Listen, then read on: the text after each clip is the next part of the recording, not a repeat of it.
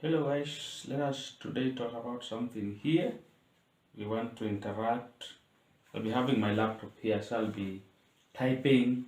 I'll be kind of a lecturer or a teacher or somebody who tries to do something on the internet. So I will be talking as I type so that I also send it to other people that may need it. So today what I want us to discuss is about what can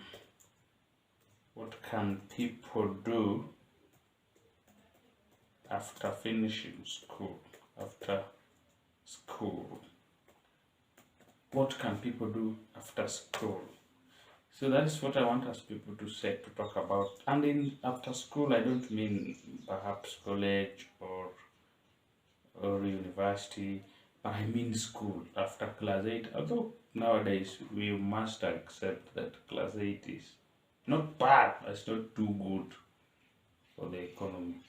For you understand that even the artisan levels currently they just want to have Form 4. So as we try to achieve the universal goals, Millennium Development Goals of universal primary education, we should now go to that and go to universal secondary education for everybody so that people can really learn and understand what's going through.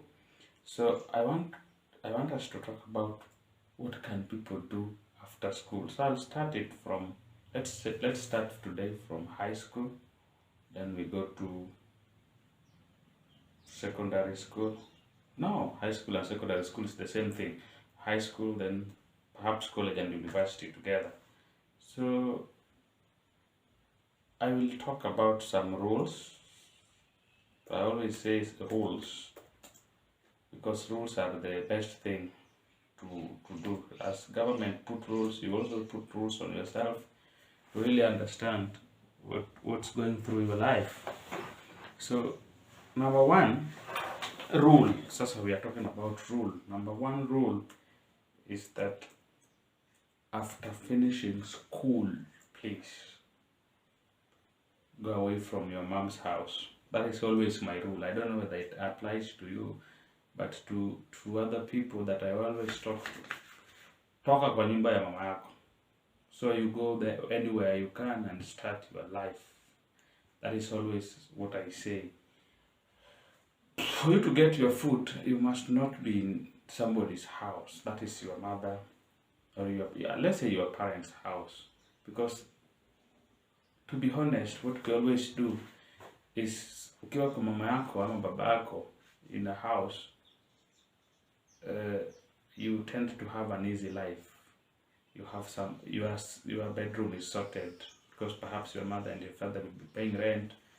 Two, you have food because as a mother they will always provide. I don't know where they get money, but they will always provide food for you.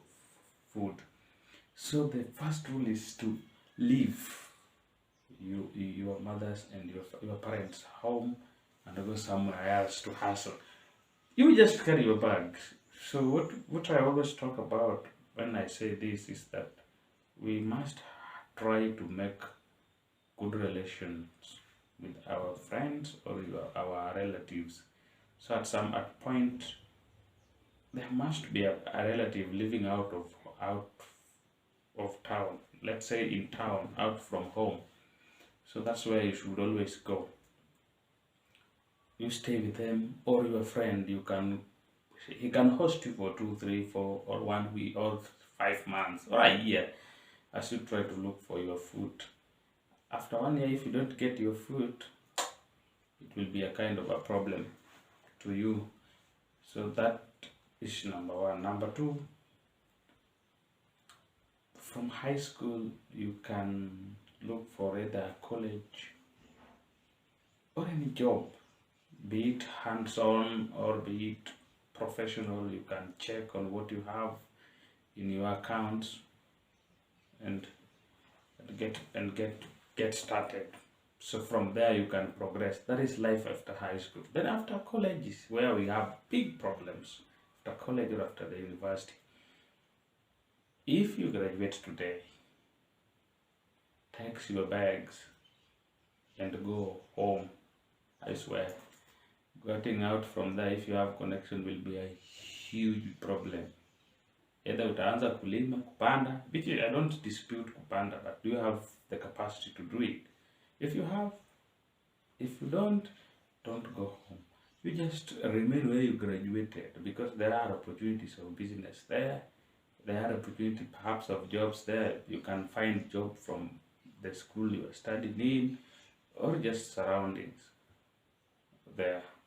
Number two, you can get food. I always believe in a human being getting their food, their feet, because you can't. If you go home, you'll be like, Brian, do this for me. Brian, do that for me.